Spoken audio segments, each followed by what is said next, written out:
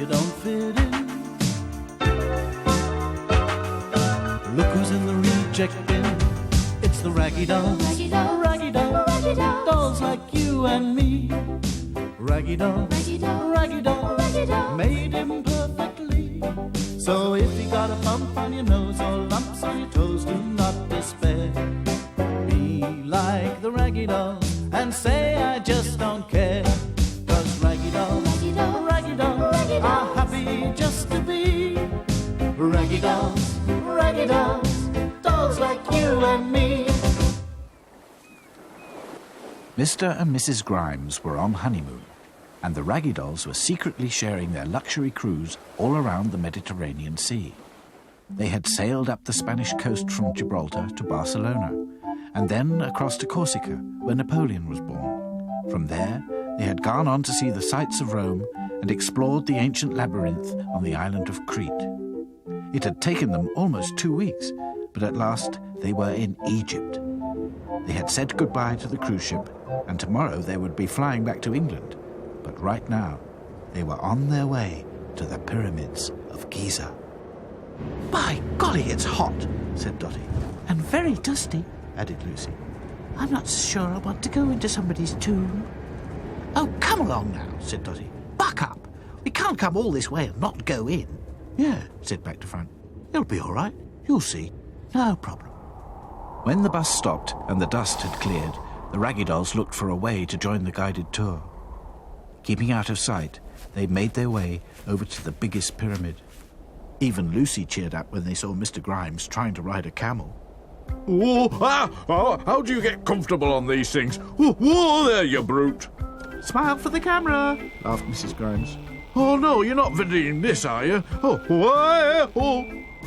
So far, so good, said Dotty. All we have to do now is find a way in. No sooner had she spoken than the Raggy Dolls heard a strange noise. Psst. What was that? Said Lucy, all of a tremble. Psst. Over here, my friends. It was a scorpion, with dark flashing eyes and a bright red fez on his head. Are you looking for a guide? Why, yes, said Dotty, before she could stop herself. And then she noticed the sly look in the scorpion's eyes and the sharp sting on his twitching tail. No, not really. We were only thinking of going in. I am a very good guide, said the scorpion. I can show you wonders you have never dreamed of. How do we know we can trust you? Said Sadsack bluntly. Yes, said Lucy. You might sting us or something. Oh, no, protested the scorpion. I could not do such a thing. My sting is for protection only. There are many dangers in the desert. You have nothing to fear. Follow me. Hearts beating, the Raggy Dolls followed the scorpion through the narrow gap in the side of the pyramid. Soon they found themselves in a long tunnel lit by torches of flame. The walls were covered in strange paintings. The Raggy Dolls listened as the scorpion explained to them. In ancient Egypt, the people believed that when someone died, Horus would bring them before Osiris, the god of the dead. Then they would take the dead person's heart and weigh it against a feather. If the scales balanced, the person had lived a truthful life. But if it was weighed down by sin, then the heart would be eaten by a monster. Oh, I don't like this, whispered Lucy. Can we go now? The scorpion laughed an evil laugh.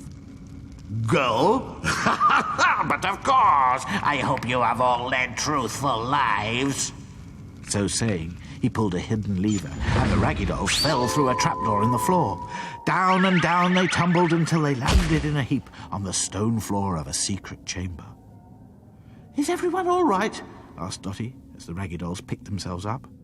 Yeah, said Back to Front, just a bit shaken. Well, I don't call this all right, complained Sadsack. Who disturbs the eternal rest of the Princess Rami? Said a soft voice from the shadows. The Raggy Dolls stared as a beautiful Egyptian doll with big, wide eyes came towards them. We didn't mean any harm, said Lucy. We were tricked. We're very sorry. We're only dolls like you, as you can see. I cannot see, said the doll. "The power of sight has been taken from me." The Raggy Dolls were shocked to learn that anyone with such beautiful eyes could be blind. But they quickly introduced themselves and explained about the scorpion and the trapdoor. Did he trick you too? Said Dotty. The Egyptian doll smiled sadly. No, he is a faithful servant. My name is Shebabi, doll companion to the Princess Rami. I have been here for many, many years.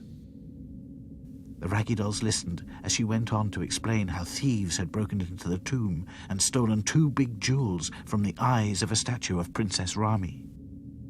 Since that day, my mistress has been unable to see in her next world, and I too remain in eternal darkness.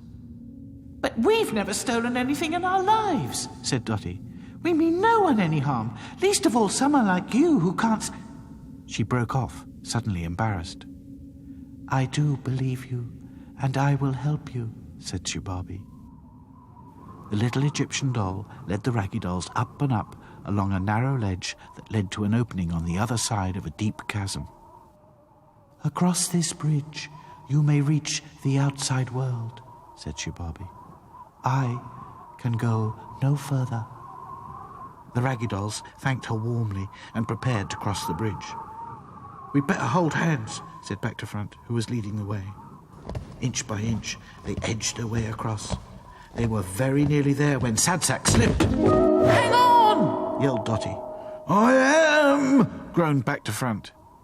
The Raggy Dolls desperately held onto one another in a long line with Sadsack at the bottom. Look, stammered Hi-Fi. There's a ledge. See if we can swing up to it. Wait, called Sadsack. I've found something shiny.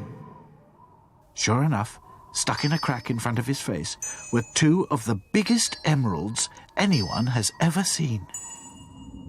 It is good to see the eyes of Rami return to their rightful place, said Shebabi. Now my princess can once again see her way in the next world. The thieves must have dropped them, said Back to Front. But why? Yes, said Dotty. It was very careless of them. Perhaps not, said the scorpion thoughtfully. I seem to recall one of my ancestors managed to sting one of them as they tried to escape. Everyone laughed. I cannot thank you enough, Raggy Dolls, said Shebabi, looking at each of them in turn. But perhaps I can, said another voice. It was the statue. The eyes of Rami were glowing as she spoke. Lucy's knees began knocking. Fear not, little ones. It is in my power to grant each of you one wish. From this moment, each of you may know your heart's desires. The eyes stopped glowing, and the chamber fell silent. The Raggy Dolls looked at one another in amazement. Are you thinking what I'm thinking? Chuckled Back to Front. The others nodded, and in the very next instant, the Raggy Dolls disappeared. It worked, said Lucy. We're back in the reject bin, exclaimed Back to Front. And we don't have to live in the cottage, laughed Dotty. No more suitcases, observed Sadsack. Mr. and Mrs. Grimes have forgotten all about us, sighed Princess. Everything's back to normal, stuttered Hi-Fi. Eh bien, mes amis, said Claude. I suppose that now you could say, the honeymoon is over, n'est-ce pas? Everyone laughed again. The Raggy Dolls had all wished for the same thing, just to be themselves again, no matter how imperfect. Raggy dolls, dolls like you and me. Raggy dolls, made imperfectly.